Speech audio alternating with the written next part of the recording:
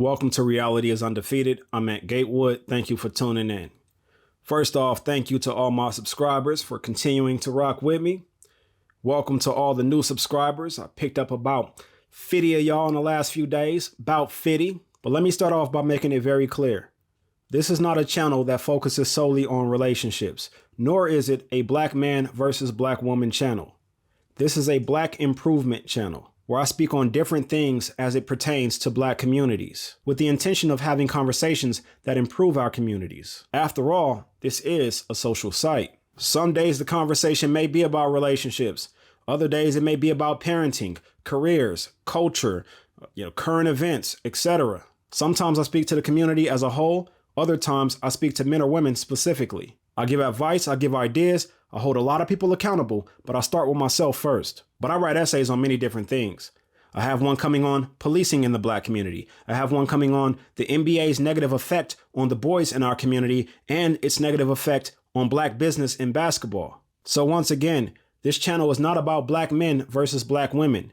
If that's the content that you're into, this channel is not going to feed into that. But just so I am on record, yes, I do believe there are enough suitable black men and black women in this country for each other to choose from. I just think a lot of our minds are under the influence of fantasy and delusion. The reality is, in this drastically different world, none of our relationships today are supposed to look like our parents' or grandparents' relationships. They're just supposed to contain similar principles. That was a very different time, and we'd be foolish not to evolve in that aspect. No, many of our women do not depend on us to provide for them today. But I don't look at women having careers as a bad thing, especially in today's financial climate. We can't talk shit about them being on welfare and talk shit about them pursuing a career.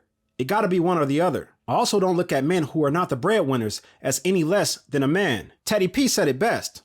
She's always complaining about me being gone, but when I'm there, I'm broke.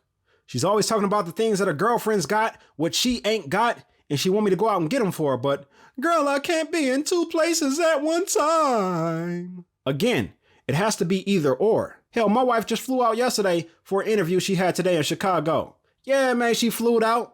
Straight flew out and left Zebai right here to record in front of this camera for y'alls. She's now starting to pursue a career after being out of the workforce for the last 7 years. That's how long it's been since she's worked full time. She was focused on getting our kids through their teenage years, and she's done that. We have a 19-year-old daughter who's a starving artist, but she does incredible work. An 18-year-old daughter who's graduating next month, headed to an HBCU. My son turned 16 today. Of course, he's under my wing, so of course he's an incredible young man. And we have a 12-year-old daughter who sounds like she's 18 when she talks because she's so mature, and she, like her father, has taken up writing. But as each day passes, they need their mother's presence less and less. So she has decided, with my full support, to go out and pursue her own endeavors. And I'm happy for her. She's done more than I could ask. Her job, as far as I'm concerned, is complete. If she wants to go out into this world and be impactful, if she wants an experience that gives her purpose outside of being a mommy and a wife, I support that. But see, I'm a late 20th century man in this 21st century world. And as many of those who know me will tell you, my wife and I have lived a non-traditional lifestyle. But that's the lifestyle we chose. I told y'all, if you would have met me 4 years ago, you would have met a different person. But every person has a choice, and not every person is going to require the same from their partner or spouse. We all have different needs, and that's exactly why I'm not here calling for us to be traditional men and women. I'm here on behalf of the nuclear black family.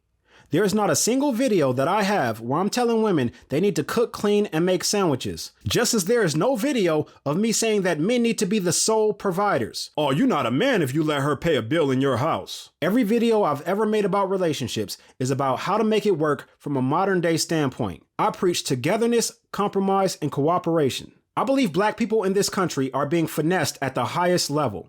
And we're so caught up in the bullshit that we don't see the harm that we're causing ourselves in the long run. We've been finessed out of the good careers. We got finessed out of our own communities in their prime locations. We got finessed into thinking the only president that shared our features is the worst in history. And right now we're being finessed into believing that black men and black women are not good for each other. But for some reason, we believe we're good for someone else. And like I said before, I ain't buying it. It doesn't take a third eye to see this shit. All it takes is for you to look before you step. Like, I don't beef with content creators. They have a channel and can say whatever they want to say. But do y'all even realize when y'all being sold a lie? Motherfuckers are really cam up on some, we tired of these women. but they married. So we tired of these women.